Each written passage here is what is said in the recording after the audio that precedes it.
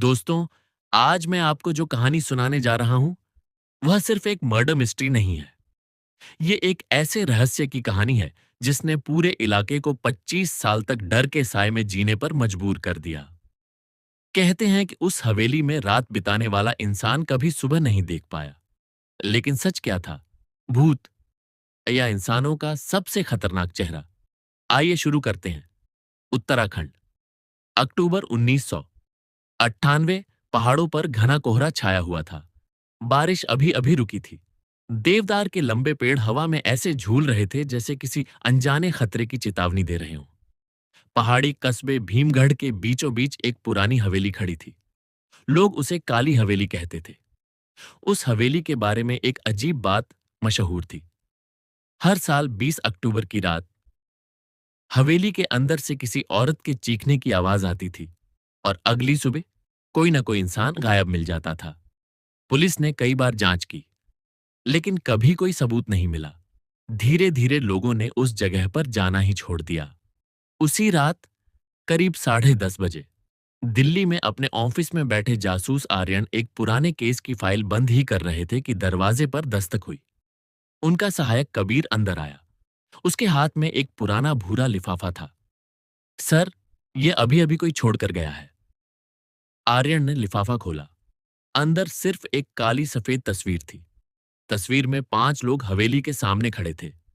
4 चेहरे साफ दिखाई दे रहे थे, लेकिन 5वें आदमी का चेहरा किसी तेजाब जैसी चीज से जला दिया गया था।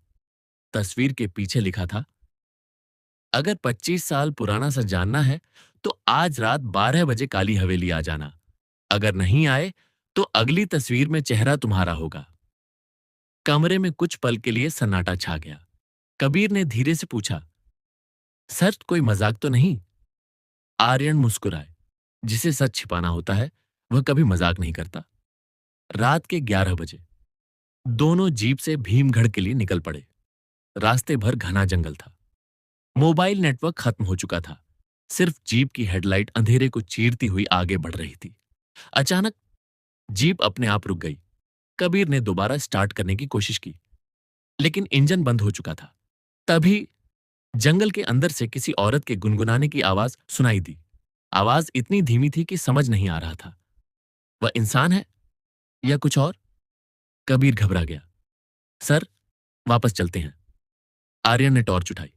डर वहीं पैदा होता है जहां सच छिपा होता है। दोनों पैदल हवेली की ओर बढ़ने लगे। करीब 10 मिनट बाद कोहरे के बीच वह हवेली दिखाई दी।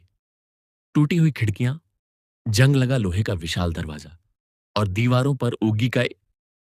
ऐसा लग रहा था मानो समय खुद यहां आकर रुक गया हो। जैसे ही आर्यन ने दरवाजे को धक्का दिया, चर्र, दरवाजा अपने आप खुल गया। अंदर चारों तरफ धूल जमी थी। फर्श पर किसी के ताजा पैरों के निशान साफ दिखाई दे रहे थे। आर्यन झुककर उन्हें देखने लगे। ये निशान पुराने नहीं हैं। मतलब हमसे पहले भी कोई इस हवेली में आया है? तभी ऊपर की मंजिल से धड़ाम कुछ बहुत भारी चीज गिरने की आवाज आई। कबीर ने टॉर्च ऊपर घुमाई, लेकिन वहां कोई नहीं था। दोनों सीढ़ियां चढ़ने लगे। जैसे ही वे पहली मंजिल पर पहुंचे, उनके कदम अचानक रुक गए। गलियारे के बीचों बीच एक आदमी कुर्सी पर बैठा था। उसकी पीठ उनकी ओर थी। आर्यन धीरे धीरे उसके पास पहुंचे। उन्होंने उसके कंधे पर हाथ रखा और अगले ही पल वह कुर्सी समेत जमीन पर गिर पड़ा। उस आदमी की आंखें खुली हुई थीं। चेहरे पर डर साफ दिखाई दे रहा था और उसके सीने पर खून से सिर्फ एक शब्द लिखा था, मत खोजो। आर्यन ने तुरंत कमरे का निरीक्षण शुरू किया। तभी कबीर की नजर दीवार पर पड़ी। दीवार पर ताजा खून से एक और वाक्य लिखा था, तुम बहुत देर से आए हो, अगला नंबर तुम्हारा है। जासूस आर्यन। आर्यन ने गहरी सांस ली और पहली बार उन्हें महसूस हुआ कि इस बार कातिल सिर्फ उन्हें देख नहीं रहा, बल्कि उनके हर कदम का इंतजार कर रहा है।